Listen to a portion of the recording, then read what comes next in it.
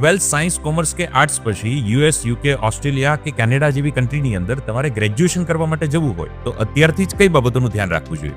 Main 3 પોઈન્ટનું ધ્યાન રાખવું પડશે. Okay. Number 1, students 12th science અથવા કોમર્સમાં તેમને મિનિમમ 65% લાવવા પડશે. રાઈટ. નંબર 2, સ્ટુડન્ટ્સ અગર 12th સાયન્સ કોમર્સની એક્ઝામ ક્લિયર કરે છે, જો એમના ઇંગ્લિશ સબ્જેક્ટમાં 65 અથવા તો મોર દેન 65 માર્ક્સ હશે તો યુકેની અંદર without English exam bachelor study કરી શકશે. રાઈટ. અને નંબર 3, આ સ્ટુડન્ટ્સ કે જેઓ 12thની એક્ઝામ ક્લિયર કરવા જઈ રહ્યા છે એ સ્ટુડન્ટ્સને એક્ઝામ પતશે એટલે તરત જ IELTS અને PT કોચિંગ જોઈન કરવા પડશે અને એમાં મિનિમમ 58 અથવા તો મોર દેન 58 માર્ક્સ લાવવા પડશે. વધુ ઇન્ફોર્મેશન માટે કમેન્ટ કરો 12th, મારી ટીમ તમને કોન્ટેક્ટ કરશે. તો મિત્રો, હવે તમારો એબ્રોડ જવાનો જો મનમાં વિચાર હશે તો એકવાર 12th કોમેન્ટ કરી અને ઇન્ફોર્મેશન તો લો, પણ આ વાત પર વિચાર જરૂર કરજો.